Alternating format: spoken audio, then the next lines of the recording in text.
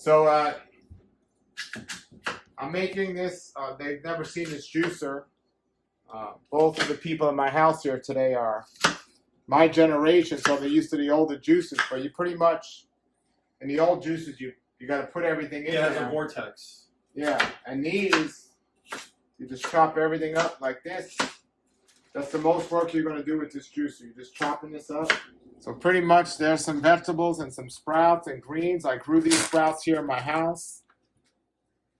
And I'm going to just go like this. Just put these right in here.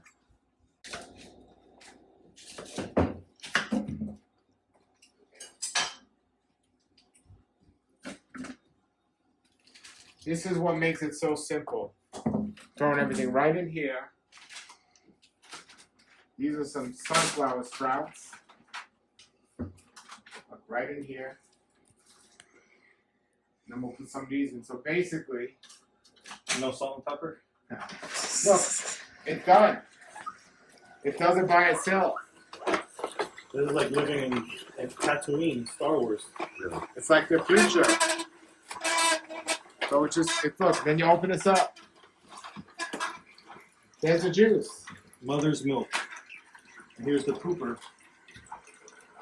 It's juicing itself. And you can walk away and do whatever you have to do. And everything's getting itself done. Isn't that amazing? Yeah. You just walk away. Set it and forget it.